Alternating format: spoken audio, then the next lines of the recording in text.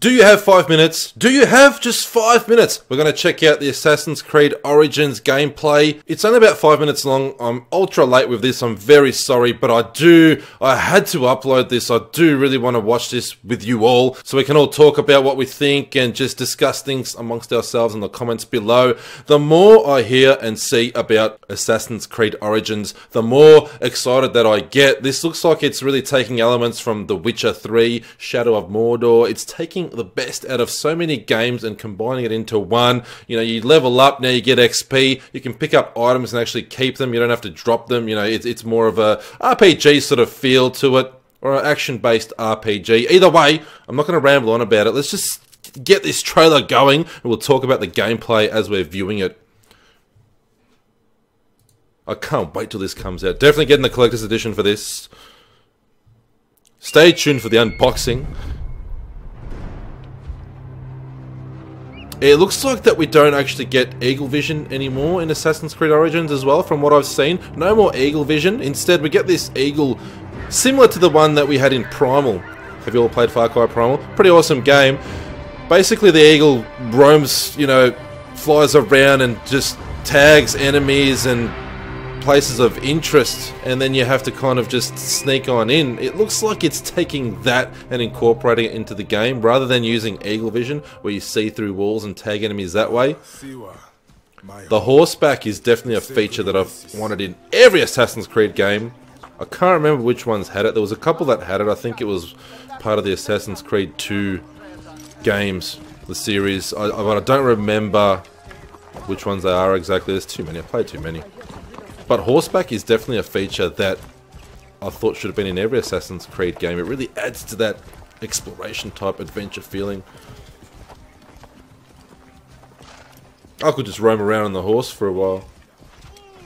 For hours. Be my eyes, Senu. So here we go. Here's an example of the eagle. This temple resembles a fortress. What has happened? See how you can kind of just mark your enemies and mark items of interest. It's definitely taken from Far Cry Primal. Whether or not I'm a fan of this, I don't know, because it's gonna really slow the pacing right down. You know, you get to a new area, instead of going in if you want to, guns blazing or swords flying, you're gonna have to stop and get the eagle out. But maybe you can still go in there, you know, like a madman with your sword swinging. I don't know. We'll have to wait and see. It's hard to judge just, you know, from 5 minutes. Either way, it's gonna be awesome. So the map with all the question marks I can see is very, very Witcher style. Really Witcher 3. Oh, that's Shadow of Mordor right there. You know, slowing down time and getting your bow and arrow out. Very Shadow of Mordor. I remember just getting chains of headshots in Shadow of Mordor. Stealth elements still obviously there.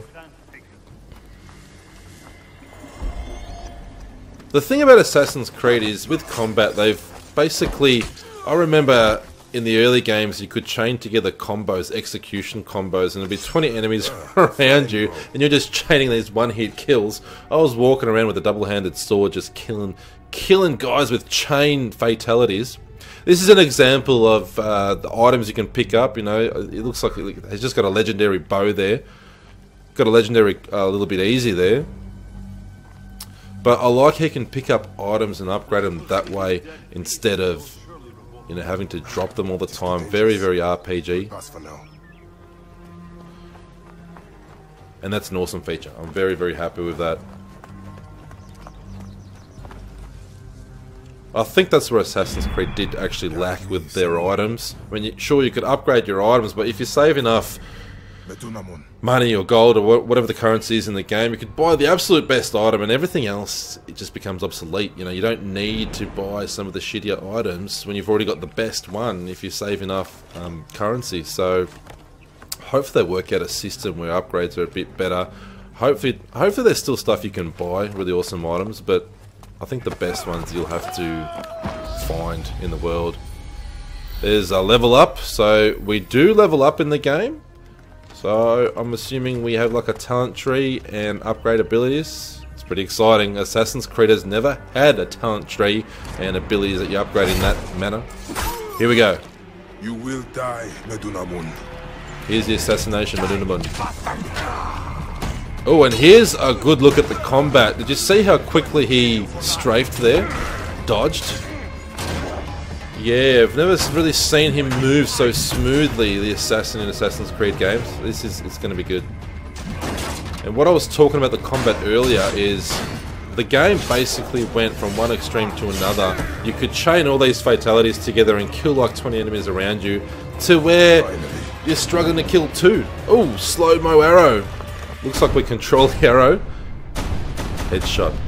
Ah, cool. So we've unlocked the area. Yeah, it's going to be awesome.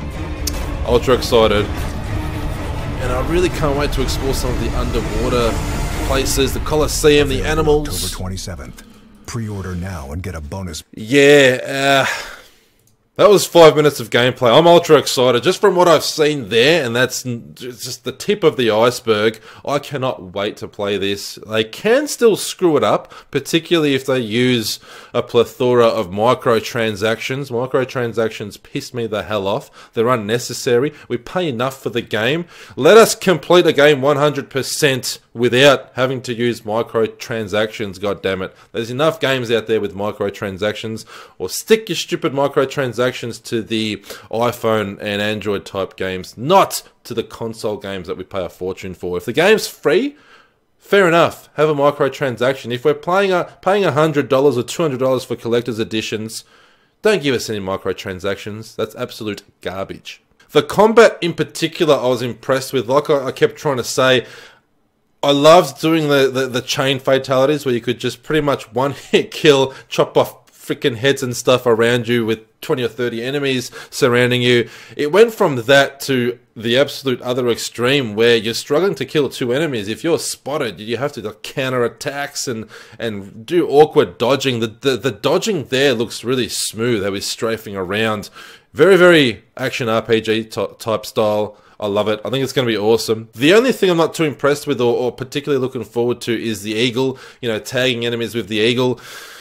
I agree, maybe they didn't have to keep eagle vision around, but having the eagle kind of will slow down the pacing. It could work with the game well, and maybe we don't need to use it. Maybe we can still tag enemies if we decide to go in an area. I don't know, we'll have to see. 5 minutes isn't enough to be able to tell. I'm so sorry, my deepest apologies for releasing this video so late. It has been out for a couple of weeks, but I definitely wanted to check it out with you all.